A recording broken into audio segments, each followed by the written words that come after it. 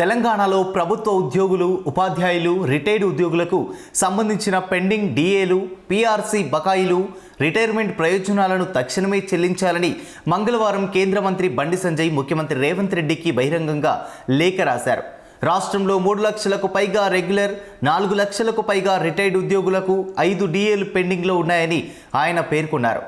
ఉద్యోగులు దాచుకున్న gratuity, EPF, leave encashment బకాయిలను కూడా రాష్ట్ర ప్రభుత్వం చెల్లించడం లేదని, 2023 జూలై నుండి అమలు చేయాల్సిన పీఆర్సీని 2.5 ఏళ్లు అవుతున్నా కానీ ఆ ఊసే ఎత్తకపోవడం శోచనీయమన్నారు. కనీసం పీఆర్సీ రిపోర్ట్ను కూడా తెప్పించుకోపోవడం చూస్తుంటే రాష్ట్ర ప్రభుత్వానికి ఉద్యోగులంటే ఎంతటి నిర్లక్ష్య వైఖరి ఉందో అర్థం చేసుకోవచ్చని దుయ్యబట్టారు. రిటైర్డ్ ఉద్యోగులను రాష్ట్ర ప్రభుత్వమే మానసిక వేదనకు గురి చేస్తుండడం క్షమించరానిదన్నారు. ముక్కు ముఖం తెలియని వృద్ధులు కష్టాల్లో ఉంటేనే చేతనైనంత సాయం చేయాలని భావించే గొప్ప మానవతా హృదయం ఉన్న తెలంగాణ సమాజం మనది. అలాంటిది జీవితాంతం ప్రభుత్వానికి ఊడిగం చేసిన ఉద్యోగులు రిటైర్డ్ అయితే వారి బెనిఫిట్స్ అన్నీ చెల్లించి సగౌరవంగా సన్మానించి పంపాల్సిన ప్రభుత్వం అందుకు భిన్నంగా వ్యవహరిస్తూ వారి ఉసురు పోసుకుంటుందని విమర్శించారు.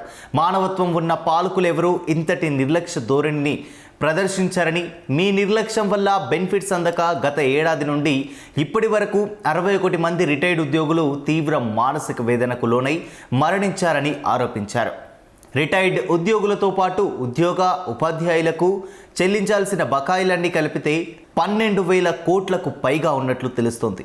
ఏటా 2.5 కోట్లకు పైగా వార్షిక బడ్జెట్ కలిగిన రాష్ట్రంలో ప్రభుత్వ ఉద్యోగులకు, రిటైర్డ్ ఉద్యోగులకు 12,000 కోట్ల బకాయిలు చెల్లించడం భారంగా భావించడం అంటే అంతకంటే దురదృష్టకరమైన విషయం మరొకటి లేదన్నారు.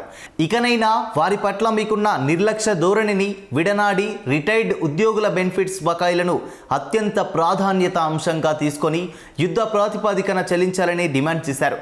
లేదంటే మున్సిపల్ ఎన్నికల్లో అనంతరం రాష్ట్రంలోని ఉద్యోగ, ఉపాధ్యాయ, రిటైర్డ్ ఉద్యోగుల పక్షాన భారతీయ జనతా పార్టీ పెద్ద ఎత్తున ఆందోళన కార్యక్రమాలు చేసేందుకు వెనకాడబోమని, అవసరమైతే హైదరాబాద్ నడిబొడ్డున ఆయా ఉద్యోగుల పక్షాన రాష్ట్ర ప్రభుత్వం దిగొచ్చే వరకు దీక్ష చేసేందుకు తగిన కార్యాచరణ రూపొందించుకునేందుకు వెనకంజ వేసే ప్రసక్తే లేదని హెచ్చరించారు.